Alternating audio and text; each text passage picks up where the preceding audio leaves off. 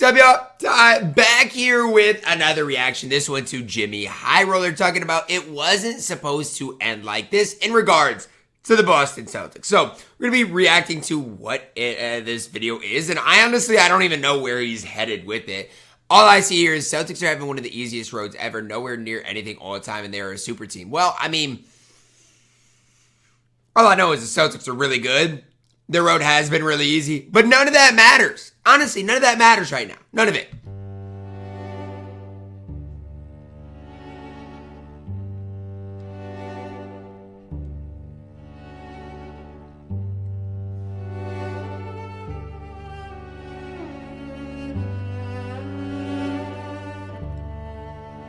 I'm not gonna lie, this series is bad.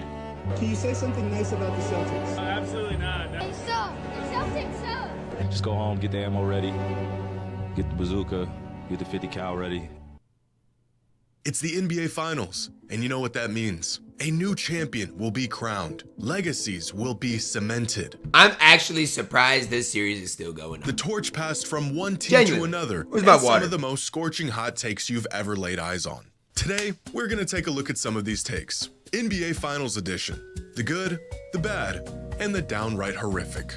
Arguably the best offensive backcourt in the history of the NBA, and Luka Doncic and Kyrie. I don't think that's a horrible take, honestly. Did you say history? I genuinely don't think that's a horrible take. Today's video is sponsored by Factor 7. Go get yourself some meals, man, on Factor. That are ready to eat. Dietitians. Yep, use Jimmy's code, man. And just click the link below and use code HighRoller50 to HighRoller50, y'all heard it. Go use it. So far, the 2024 NBA Finals have been a bit one-sided. And with my rotten team on vacation for the last 2 months, I unfortunately have no dog in this race. No way he's a Trailblazers fan. What? Instead, I cope by watching other fans viciously duke it out while their team fights for NBA supremacy. And almost as entertaining as the finals itself are some of the takes and opinions that emerge from said duking. And here are some of the more interesting ones I came across. Now, our first take comes from a fan that says that if the Celtics win the finals, Luka Doncic should still be considered for the finals MVP. No. Now, my friend, I know you're in a tough position. Losing in the finals is not an easy thing to go through. I mean, being a Blazers fan, Luka's been horrible defensively. Personally wouldn't know the feeling, but I assume it's got to be painful. But I do know where you're coming from, because LeBron's my favorite player, and I had to watch this. The 2015 finals. If anyone tells you basketball is a 5-on-5 sport, they're lying. Because I had to watch this man get jumped 5v1 versus one of the greatest teams in modern times. With Timofey Mozgov and J.R. Smith by his side. Mozgov wasn't that bad back then, or maybe Bron made him look good. I don't know. Dragged the series to 6 games while averaging 36 points, 13 rebounds, and 9 assists in the series. Bron was doing it, man. Back then, that's prime Bron. And while watching Matthew Dellavedova nearly go into cardiac arrest trying to chase Stephen Curry around for 40 minutes, many fans asked the question, even if the Cavs lose this series, should LeBron still receive Finals MVP? He's clearly the best player on the floor. The answer was no, and it will always be no. Instead, the award went to the man who was guarding LeBron.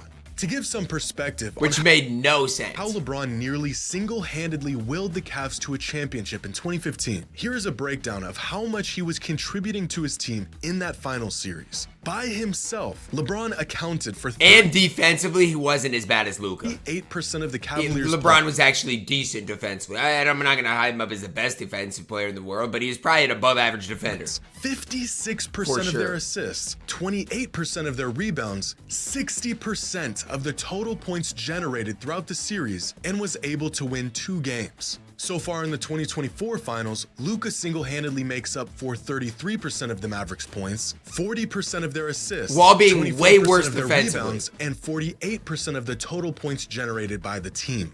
It doesn't matter how well a player plays in the finals. You have to win it to even be considered for the finals MVP. The award is for the best player on the winning team, not just the best player in the series. And if LeBron's performance in the 2015 finals didn't warrant a finals MVP despite the loss, look at how young Steph looks. I'm It's not crazy. sure if anything ever will. Now here's a take for all the Celtics fans out there. This fan says that a championship for Boston this season would make Jason Tatum better than Paul Pierce. I mean, look, the Celtics are so good. Now, let me begin by saying Paul Pierce has become one of the most underrated stars of the past. I saw a thing in one of the videos I watched that said Paul Pierce statistically was like a top 30 player of all time. I don't think he's that, but he's probably underrated. His resume doesn't quite stack up to some of his peers of the 2000s, but Pierce was a really good player and a cornerstone to the Celtics franchise for 15 years. Some moments and opinions he's had over the last few years have kind of skewed the public's perception on him, but that doesn't change how awesome he was as a player. But with that being said, as an individual player, Jason Tatum is already better than Paul Pierce was. Tatum has a more well-rounded game. He's a much better playmaker, he's more versatile, and where Pierce really shined with his scoring and shooting ability, Tatum does even that at about the same rate and caliber. I mean, I think Tatum, look, I don't necessarily love Tatum, but I think he's going to be kind of underrated too. Is that bad? I think he's, I don't know.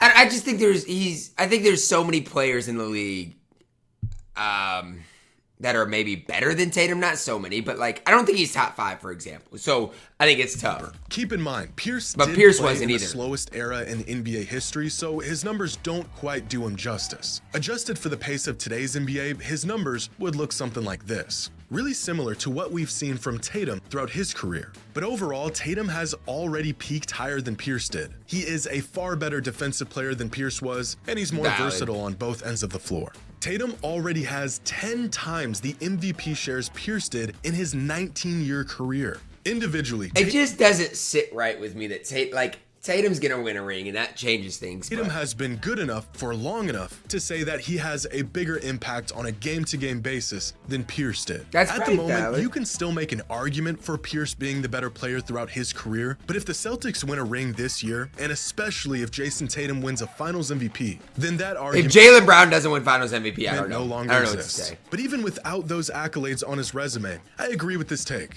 Jason Tatum is better than Paul Pierce was, and a ring this season would cement it. I can't argue that, even though I don't love Tatum. Live on air during the Western Conference Finals, and fans are interpreting it in a few different ways. I think this is the right take. 3-0 on the Timberwolves. Stan Van Gundy said that Luka Doncic and Kyrie Irving are arguably the best offensive backcourt in the history of the NBA. Man. They have two guys that are pretty electrifying as well. Yeah, and Minnesota's top-rated defense is going to be challenged trying to slow them down. Arguably the best offensive backcourt in the history of the NBA in Luka Doncic and Kyrie Irving. I don't even think that's that crazy. History. Now, Luka and Kyrie have only played about 70 games together, and this is their first postseason playing together, and they haven't really accomplished much in the grand scheme of things, and about a million other reasons why this sounds crazy at first. But Stan wasn't implying anything about success or accomplishments, just simply as an offensive duo, Luka and Kyrie might be the best. I mean, Luka by himself is so elite offensively. Like, he's one of the best players in the game, and he's horrible. He's not good defensively. Backcourt we've ever seen. And if we're just talking about offensive That's what ability, I'm saying. then there really aren't many backcourts that stack up against this one. Good. That short list may include 2018 Harden and Chris Paul. I'm not gonna lie, Prime Harden was different, but offensively, I think Kyrie's better than CP3. 2021 Harden and Kyrie. If we consider Luka was better than Brooklyn to Kyrie. be a guard, then surely LeBron and Kyrie in 2017 would be considered a backcourt duo as well. If you want to put LeBron as a guard. Ginobili and Tony Parker were pretty damn good. This fan might be onto something with his choice of the best backcourt of all time. And of course, the two elephants in the room, Steph Curry and Klay Thompson. For the sake of this argument, if we ignore the accomplishments and the time these duos played together and just approach this from the aspect of offensive ability and production, then Luka and Kyrie are actually in the conversation. That's what I'm saying. I don't think it's a crazy take at all. For the best offensive backcourt in NBA history. Taking the best versions of each of these backcourts throughout the years and looking at some of their numbers like points per game, total points generated per game, this statistic factors in assists to their total offensive output, shooting efficiency, and their offensive impact through offensive estimated plus minus, then it's pretty tough to choose just one backcourt. It is. I mean, but they're up there in every stat. Like, They're close. Luka and Kyrie are the most productive, and they're just about as impactful offensively as these other backcourts. But once you factor in the shot making, scoring versatility, gravity, and all the little things that make a player special offensively that the numbers might not account for, then you could definitely make an argument that Luka and Kyrie are the most offensively talented backcourt in NBA history. For sure. And when he said that, when Stan said that, I think, Stan said it, right? Yeah, it was Stan.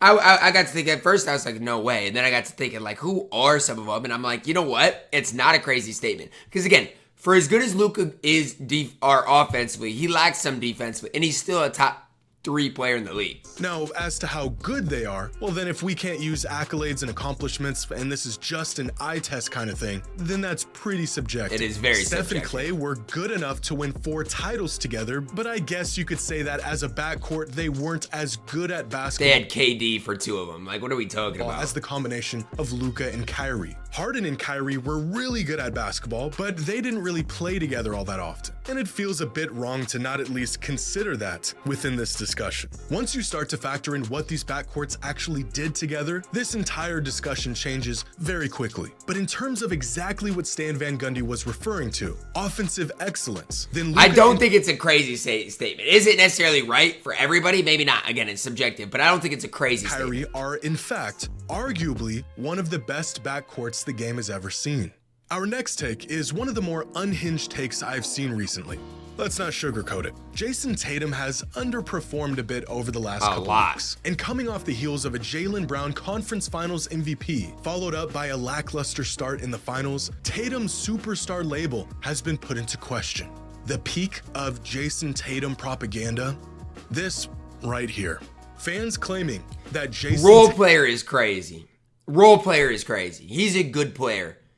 I don't know how good. Tatum is an elite role player. He's not a role player. LeBron James of Tobias Harris's, if you will. And this take is missing so much context that I almost want to start rooting for the Celtics purely out of spite. Since the start of the conference finals, which is when this discourse really started to gain traction, Tatum has been averaging 26 points, 7 assists, and 10 rebounds a game on 52% true shooting while winning all 6 games. Those are all NBA numbers. I mean, but look at the finals. Look at the finals. The finals, to me, are just like, that's the glaring part of it is the finals. In the playoffs, and people are calling him a role player. I'm not calling him a role player, though. I'm just saying, if you look at what he's done in the finals so far, I'm just like, I mean, it's not great. It's not great. Only been 7 players in the history of the NBA to make it past the first round while averaging these numbers in a playoff run. Did I see a 52? No, it was Robertson, 62. Larry Bird, LeBron, Right? Giannis, Jokic, Luka,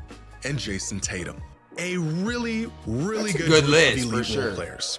Now, I will be the first to say that Tatum has drifted into unwarranted territory over the last year or two, with some fans trying to jam him into the top 5 players in the NBA discussion. That's what I'm saying. He's not top 5. When he isn't. But even when Tatum has a subpar stretch of games or doesn't fit the typical mold of high volume, ultra bucket getting superstar that we like to see, he is still one of the best players on the planet. Calling him an elite role player is hyperbole. I get that. But the less brain rot version of this argument is that Jason Tatum isn't a star in this league. And this is 100%. He's an all-star. He's an all-star.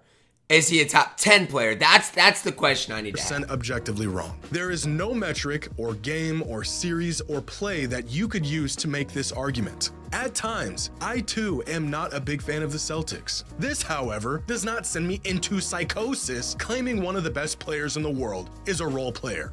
This take is abysmal. But let me know what y'all That is a crazy take. Now let me ask you this one. I saw something at the start of this video that said, would the Celtics win a title without Jason Tatum? That's what I want your answer to down below in the comments. Because if KP was healthy, believe the Celtics would win a title without Jason Tatum. Drop a like on the video. Subscribe if you're new. And as always, man, I love you guys. Have a blessed day.